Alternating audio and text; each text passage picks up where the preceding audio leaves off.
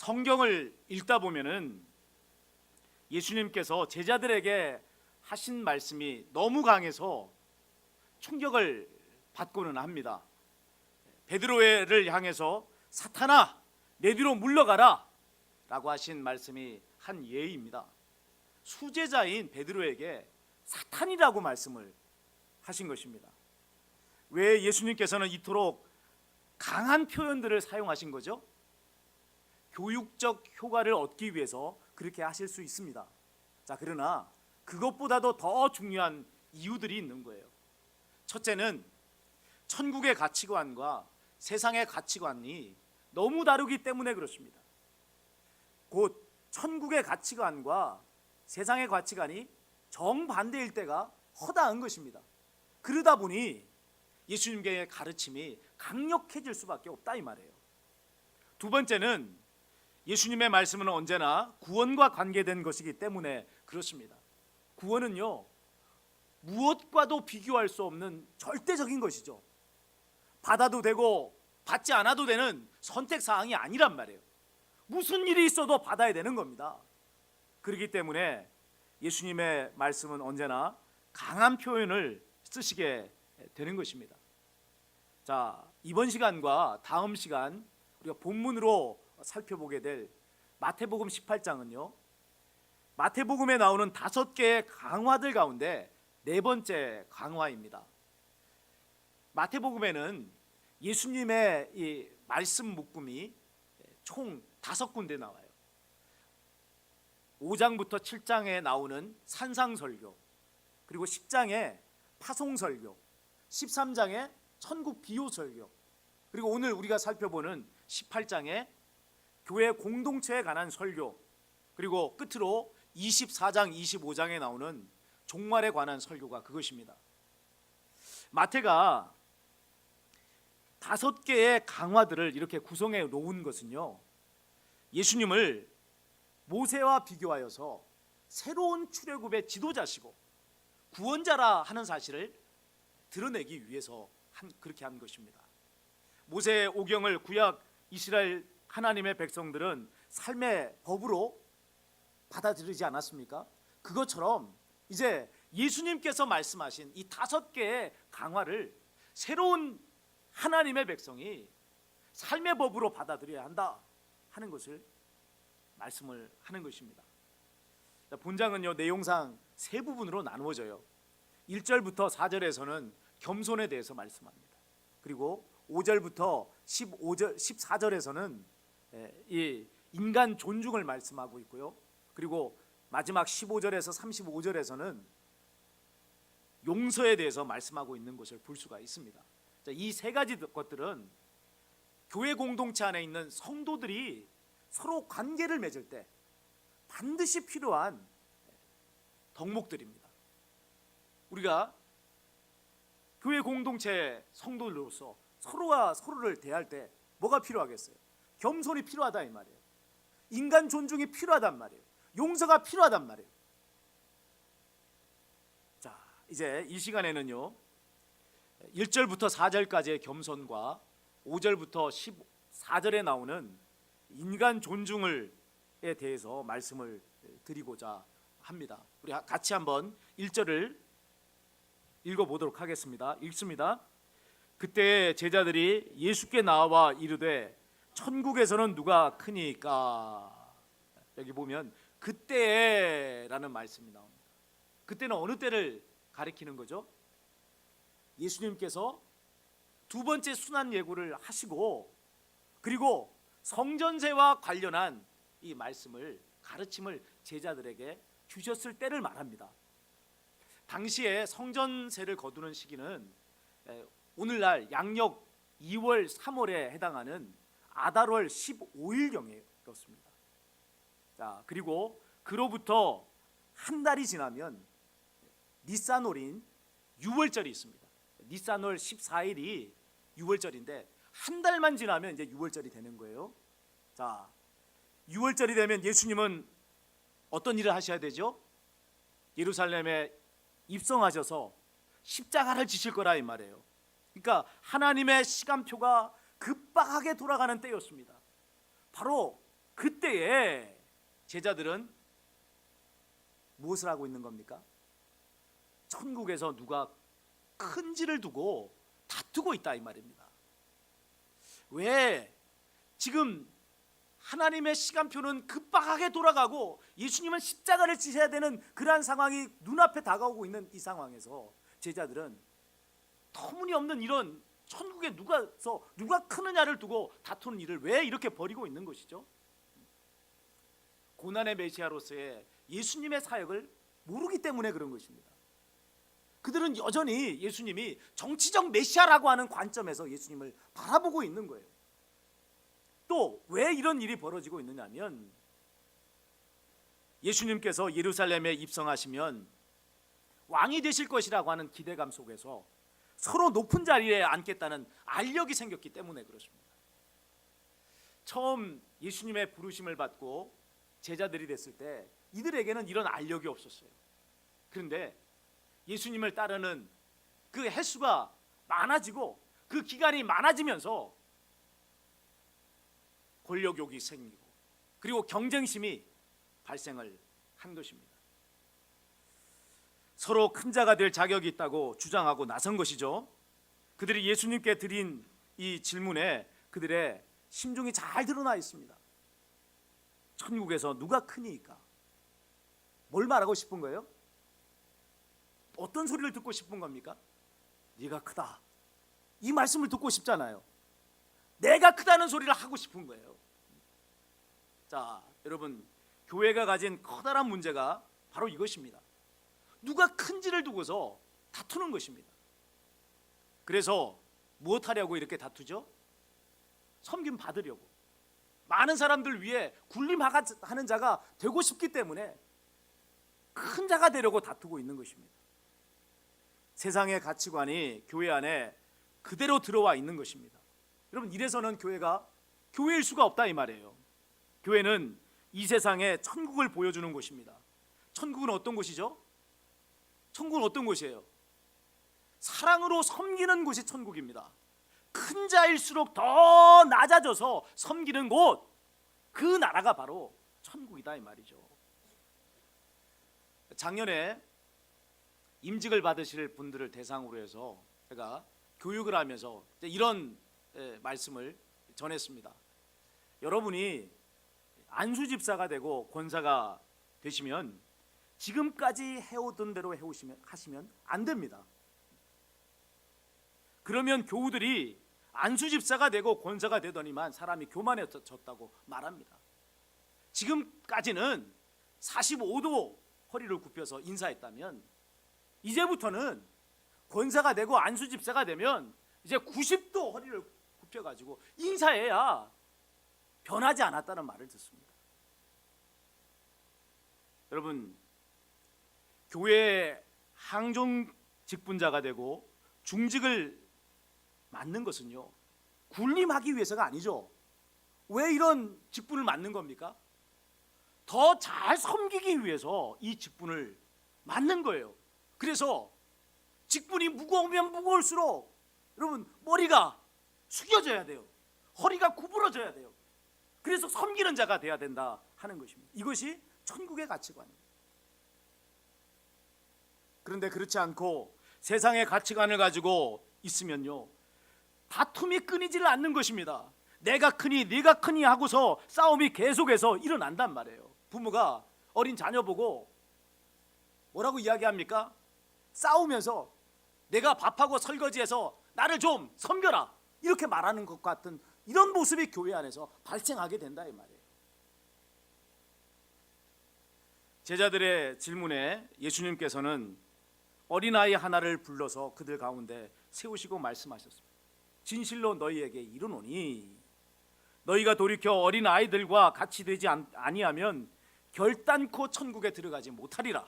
그러므로 누구든지 이 어린 아이와 같이 자기를 낮추는 사람이 천국에서 큰 자니라. 이게 무슨 말씀이에요? 예수님께서 어린아이 하나를 불러서 제자들이 있는 그 가운데 세웠을 때 이 어린아이가 보였을 반응을 여러분 생각해 보면 예수님이 하시는 말씀의 의미를 조금은 알 수가 있습니다. 여러분, 이 어린아이가 어른들 가운데 서 있으면 어떻게 행동할 것 같아요? 대단히 수줍어할 거 아닙니까? 어쩔 줄 모르고 그렇게 할 거 아니에요. 또 예수님께서 이 어린아이를 부르시기도 전에 이 아이는 어른 뒤에 가서 숨어 있었을 거예요. 자신이 무엇을 내세울 만한 당당한 존재가 아닌 것입니다. 부모의 돌봄 없이는 살 수 없는 연약한 자이 말한 말이에요. 이것이 당시 어린아이에 대해서 어른들이 가지고 있었던 생각이기도 합니다. 아무런 경제적 능력 없이 오직 부모님의 이 돌봄 없이는 살 수 없는 존재, 그런 연약한 존재, 이게 바로 어린아이였어요. 그래서 이 당시의 어린아이는요, 지극히 작은 자의 표상이었습니다. 자, 그런데 충격적이게도 예수님께서는 이 어린아이에 대한 세상의 가치를 전도시키고 계시는 거예요. 어린아이와 같이 되지 않으면 결단코 천국에 들어갈 수 없다고 말씀합니다. 또 뭐라고 말씀합니까? 어린아이 같이 자기를 낮추는 사람이어야 천국에서 큰 자라고 말씀을 하고 계시는 거예요.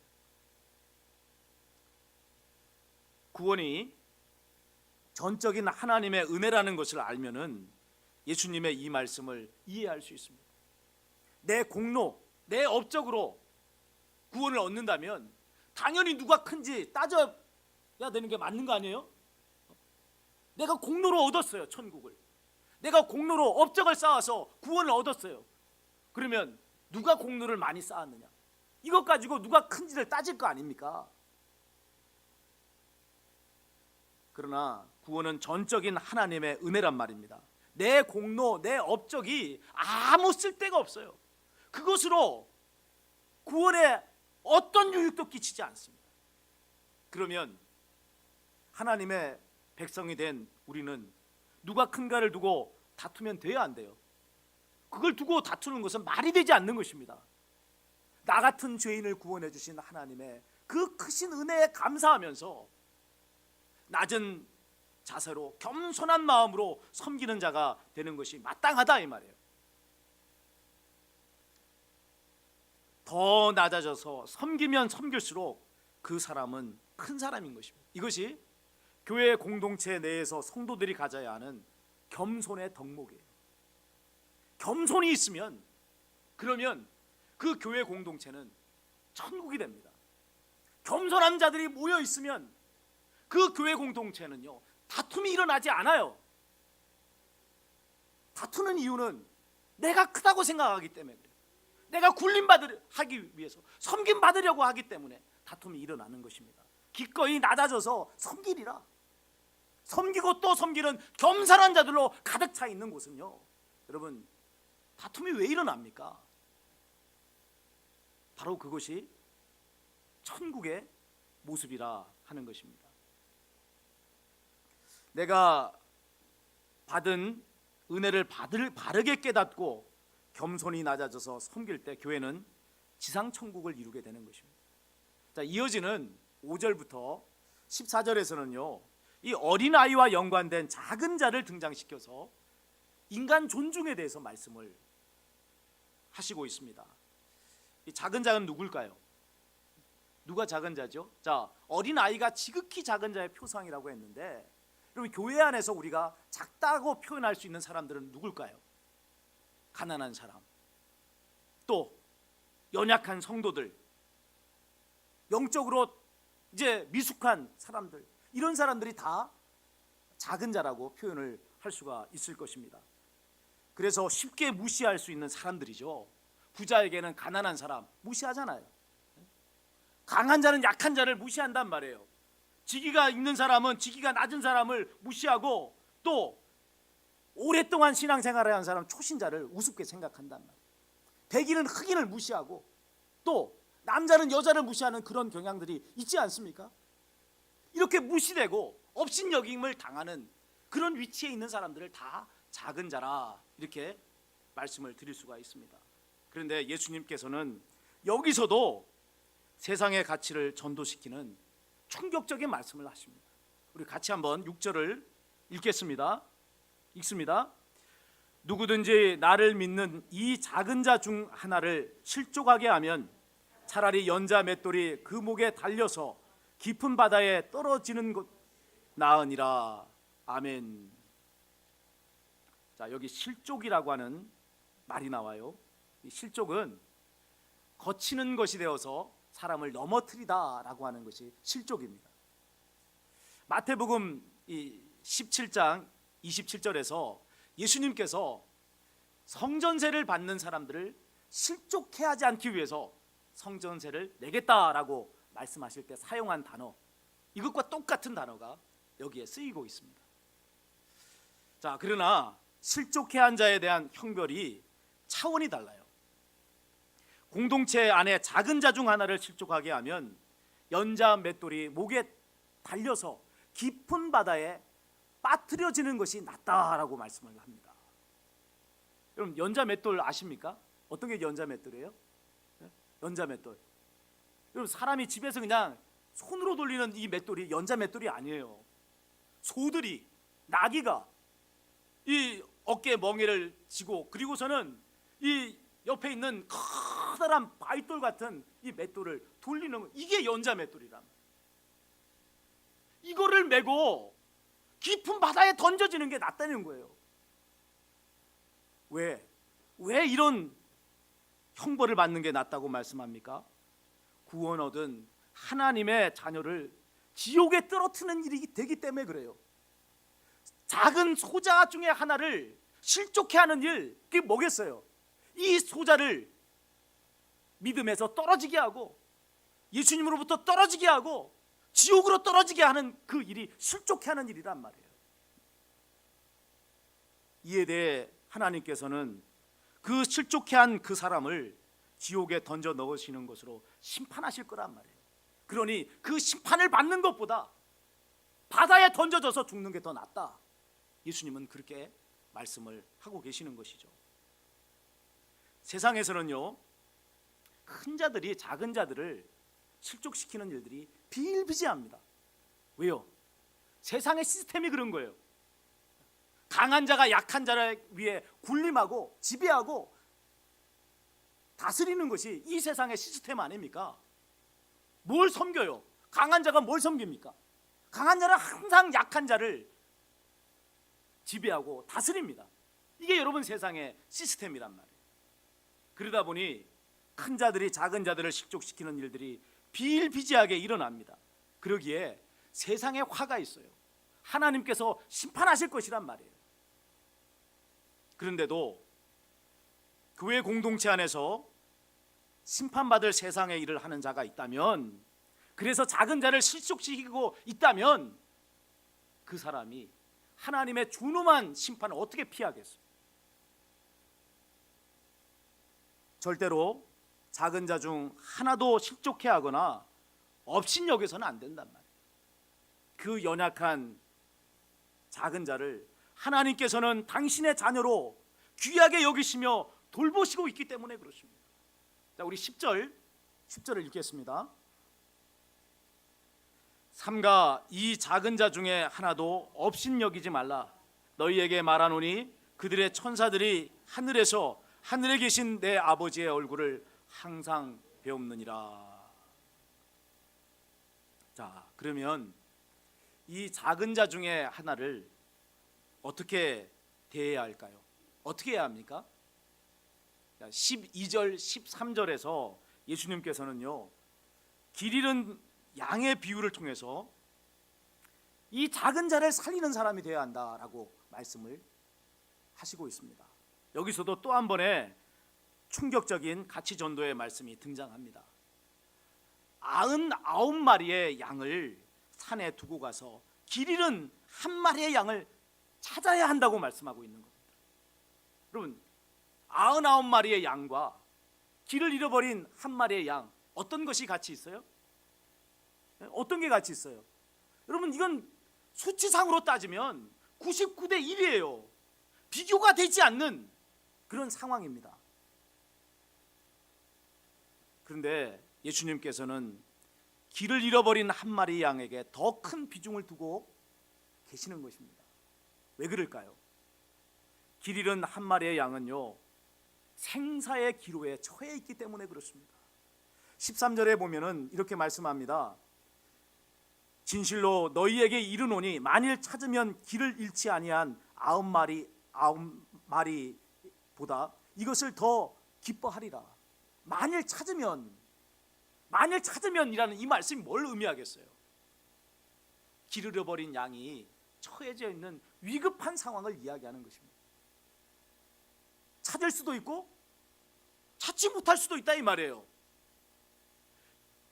목자가 찾기 전에 짐승한테 잡아먹혔을 수도 있습니다. 낭떠러지에 떨어져서 죽었을 수도 있어요. 목자가 찾을 수 없는 더 먼 곳으로 떠나버렸을 수도 있어요. 그러기에 이런 생사의 기로에 처한 길 잃어버린 양을 찾게 되면 목자의 기쁨은 이루 말할 수가 없는 것입니다. 예수님께서는 이 비유의 결론을 이렇게 맺고 계십니다. 자, 14절입니다. 14절 읽겠습니다. 이와 같이 이 작은 자 중에 하나라도 잃는 것은 하늘에 계신 너희 아버지의 뜻이 아니니라. 아멘. 과연 우리는 교회 공동체 안에 작은 자들을 어떻게 대하고 있습니까? 하나님께서 소중히 여기시는 나와 동등한 하나님의 자녀로 대하고 있습니까? 아니면 세상 사람들과 마찬가지로 업신여기고 있습니까? 이 영화 쉰들러 리스트라고 하는 이 영화를 보면요, 그 끝부분에 이런 장면이 나와요. 독일의 패망으로 인해서 2차 세계대전이 종전을 구한 그날 밤에 쉰들러가 자신이 살려낸 많은 유대인들 앞에 서 있습니다. 그러면서 자신이 좀 더 많은 사람을 살릴 수 있었음에도 불구하고 그렇지 못했다는 것을 두고서 심하게 자책합니다. 내가 가지고 있었던 이 자동차, 이것을 독일군 장교한테 주었다면 100명의 유대인은 더 살렸을 거야. 또 말합니다. 내가 아꼈던 이것을 팔아서 주었더라면 10명은 살렸을 거야. 아니면 1명이라도 더 살릴 수 있었을 거야 라고 그렇게 자책을 합니다. 이렇게 자책을 하는 쉰들러를 향해서 이작 슈텐이라고 하는 유태인이 이렇게 말을 해요. 이작이니까 이삭입니다. 이삭이 이렇게 말을 하는 것입니다. 그는 탈무드에 나오는 글귀를 인용해서 이렇게 말합니다. 하나의 생명을 구하는 자는 세상을 구하는 것입니다. 한 사람을 살려낸 것이 세상을 살려낸 것이다, 이렇게 말씀하고 있는 겁니다. 여러분, 이 탈무드의 글귀를 역으로 적용을 하면 어떤 말이 될까요? 하나의 생명을 실족시키는 자는 세상을 실족시키는 자가 된다, 이 말씀입니다. 누가 천국에서 큰 자일까요? 예수님의 마음을 품고 지극히 작은 자 하나를 귀히 여기면서 사랑으로 섬기는 자가 진실로 큰 자인 것입니다. 그가 하나의 생명을 살리는 자요, 세상을 살려내는 자인 것입니다. 이 귀한 겸손, 그리고 인간 존중의 덕목이 저와 여러분과 우리 대만교회 안에 충만하여서 우리 대만교회가 지상의 천국을 이루는 귀한 복이 있기를 주님의 이름으로 축원을 드립니다.